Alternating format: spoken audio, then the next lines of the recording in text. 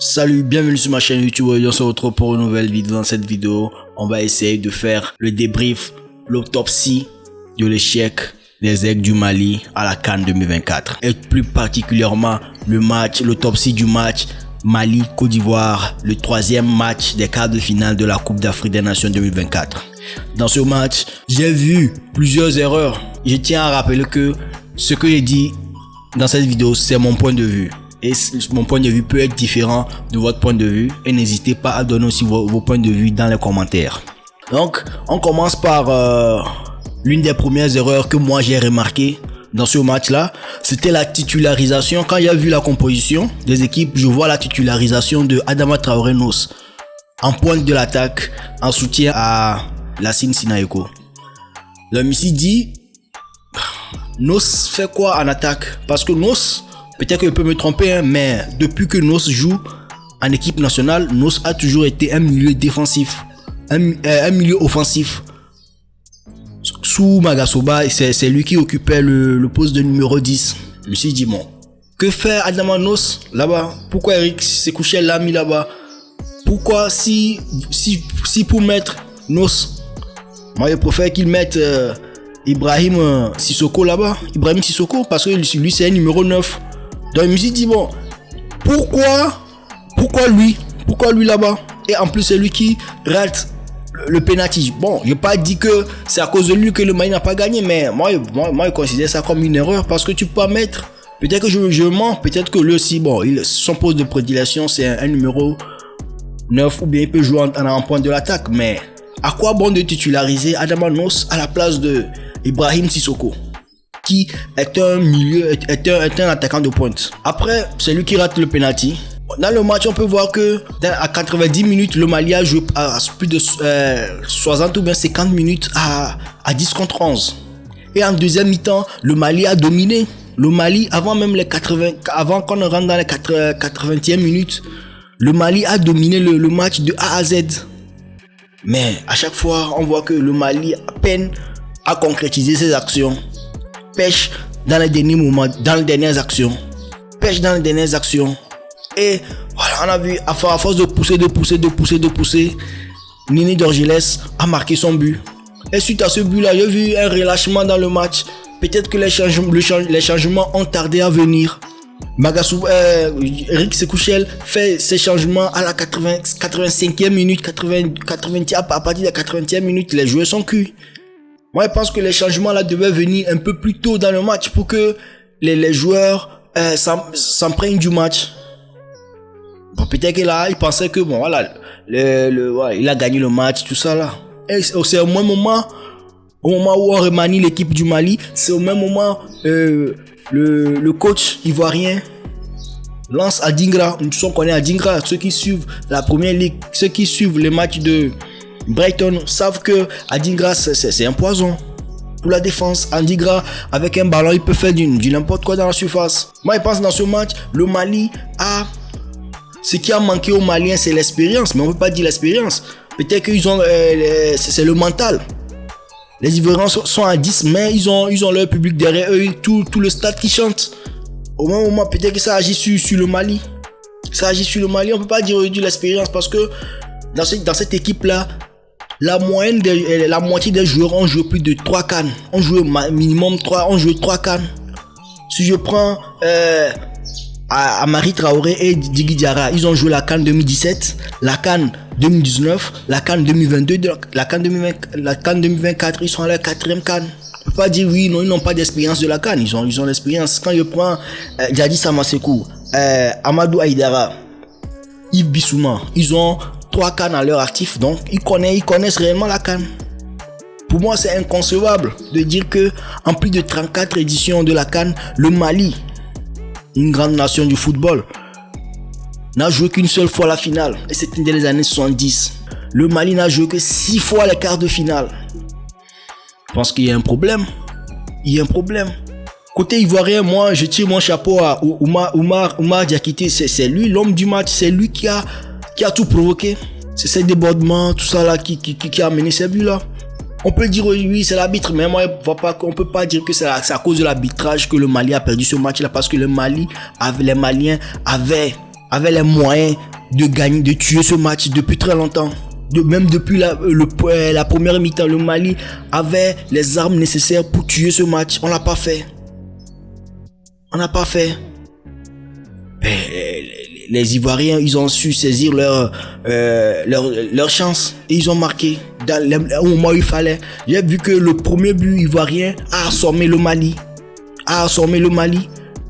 En commençant par Eric Sékou Chel, c'est toi l'entraîneur. Peut-être on peut dire que oui, bon, c'est un entraîneur qui est jeune, c'est sa première participation à une compétition internationale.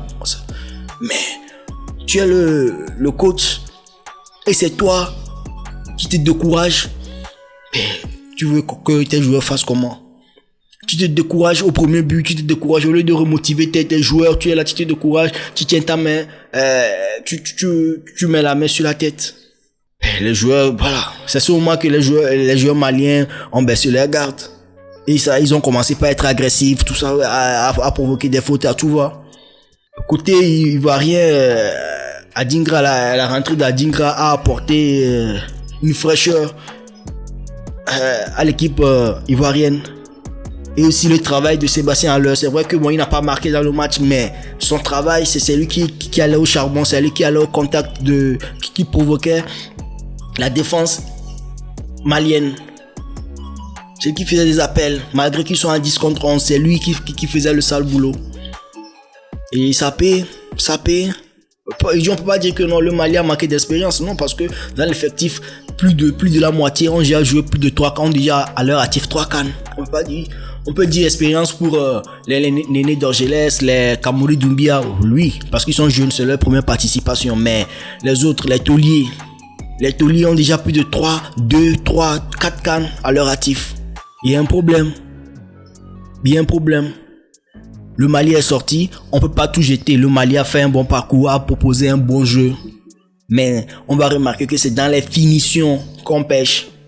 Je n'ai rien contre Lassine Sinaiko ou bien les attaquants de pointe maliens, mais il y a un problème. Depuis des années, le Mali manque d'un buteur, d'un attaquant létal, d'un attaquant sniper. Depuis le départ de Frédéric Omar Kanouté, on n'a plus eu un attaquant comme Frédéric Omar Kanouté. Il y a des attaquants qui sont venus, les Atabaré, les Cheikh Diabaté, tout ça, ils sont venus, les Moussa Marega, les Sekou Kouata, les Ibrahima Koné, ils sont venus, mais on voit que le problème persiste toujours. Et si vous voyez bien, dans l'histoire du football malien, le meilleur buteur malien, c'est un milieu de terrain. C'est Seydou Keita avec 25 buts en plus de centaines de matchs. Et le meilleur attaquant le meilleur buteur en tant qu'attaquant, c'est Frédéric Omar Kanouté qui a marqué 23 buts en 29 matchs. Il y a un problème.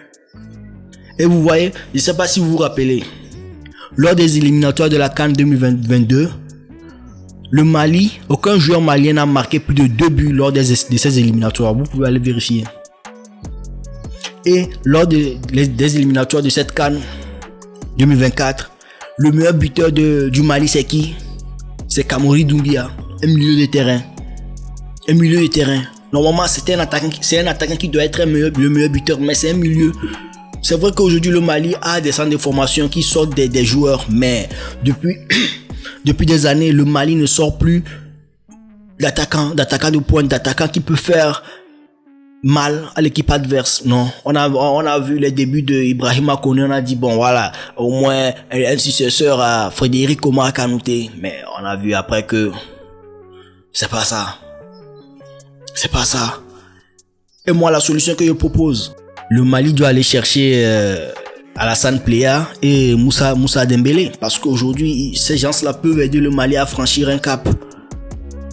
On doit mettre notre fierté de côté et dire oui, c'est vrai que de par le passé ils ont dit des choses sur le Mali. Non, moi j'attends l'équipe nationale de la France, mais à un moment donné le besoin se fait sentir. Sinon, si on va pas aller les chercher, on continuera toujours par aller d'échec en échec. Tout n'est pas à jeter dans ce que le Mali a proposé dans cette CAN. Eric Sékou Chel a fait un très bon travail. Mais je pense qu'il y a encore des choses à régler. Et ces choses-là, c'est que le Mali trouve. Parce que le Mali a déjà tout. En termes de défense, en termes de milieu, ils ont tout. En termes d'ailier, ils ont tout. Mais il manque un numéro 9 qui peut être létal, un numéro 9 qui peut être décisif à tout moment. Le Mali manque terriblement d'un numéro 9. Et si c'est Alassane Plea ou bien Moussa Dembélé qui peuvent apporter cette solution-là au Mali, pourquoi ne pas aller les chercher? On a vu avec le Sénégal ici, Nampalys Mendy et Bouna Sarr. Ils ont dit non, moi c'est l'équipe de France, Mais quand Aliou Cissé a vu que le besoin s'est fait sentir, il a oublié tout ce qu'ils ont dit de pas le passer. Il est parti les chercher et ils ont confirmé.